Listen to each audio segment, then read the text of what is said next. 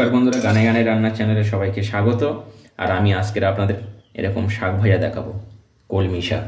দেখুন একদম কিন্তু এরকম সবুজ থাকবে, আর এইভাবে কম সময়ে আপনারা কীভাবে বানাবেন আমি দেখাবো আপনাদেরকে, একদম শর্ট সময়ে বন্ধুরা, একদম কম সময়। আর এখানে একটা হেলদি রেসিপি আপনাদের সাথে আমি শেয়ার করব। তা চলুন বন্ধুরা, দেখুন আমি কীভাবে বানাচ্ছি কলমি শাক ভাজা রেসিপিটা।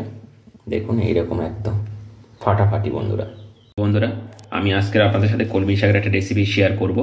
আর আমি তার জন্য এখানে দেখুন কলমি শাক নিয়েছি, একদম দেশি, আমি মাঠ থেকে তুলেছি, একদম দেশি কলমি শাক, ওই চাষের কলমি শাক আমি নিইনি।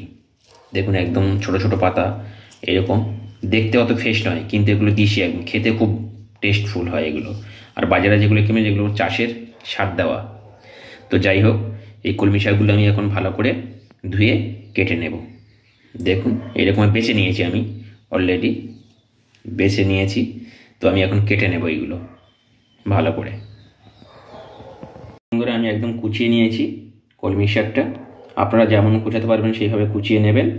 আর কলমি শাকের কিন্তু অনেক গুণাগুণ আছে বন্ধুরা, আমি পরে বলছি আপনাদেরকে।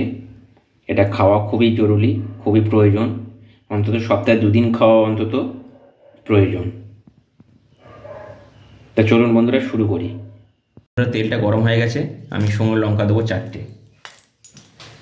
4টে শুকনো লঙ্কা দেব,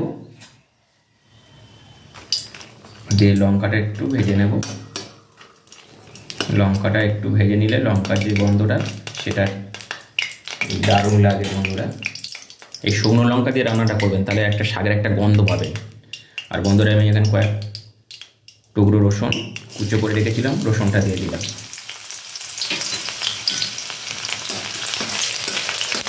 লঙ্কাটা ভাজা ভাজা হওয়ার পরে রসুনটা দেবেন।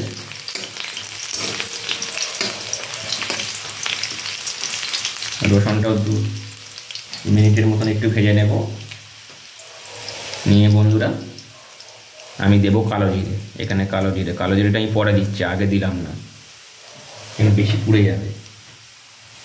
রসুনটা যত হিটে রান্না করা যায়, কালো জিরেটা তত হিটে রান্না করা যায় না। তা দেখুন সবগুলো হয়ে গেছে। আর আমি এখন দিয়ে দেব শাকগুলো। আপনারা চাইলে এখানে পেঁয়াজ ব্যবহার করতে পারেন, আমি পেঁয়াজ দেব না, সিম্পলি রান্না করব। আর বন্ধুরা আমি এটা হাই হিটে রান্না করব, তাহলে শাকের কালারটা ঠিক থাকবে। পরে আমি কমিয়ে দেবো, এখন আমি কিন্তু হাই হিটে রান্না করব। পুরো শাকটা আমি দিয়ে দিলাম। দেখুন বন্ধুরা অনেকটা কমে গেছে।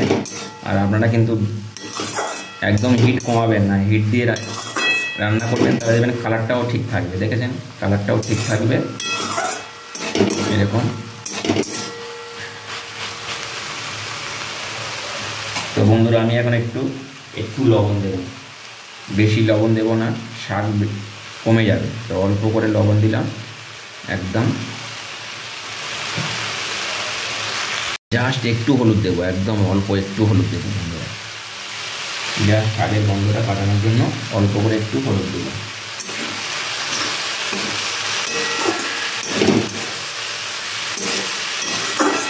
লবণ দিয়েছি, এবারে জল ছাড়বে বন্ধুরা শাক দিয়ে।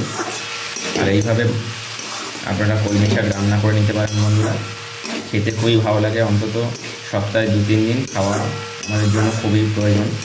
তোমাকে প্রথম দেখে এত ভালো লেগেছে, তোমাকে প্রথম দেখে এত ভালো লেগেছে, সেই ভালো লাগার মনটা প্রেমে পড়েছে, সেই প্রথম ভালোবাসা ছোঁয়াতে হৃদয় আমার সাদ রঙে রাঙধনু হয়ে উঠেছে, তোমাকে প্রথম দেখে এত ভালো লেগেছে, এই ভালো লাগার মনটা প্রেমে পড়েছে।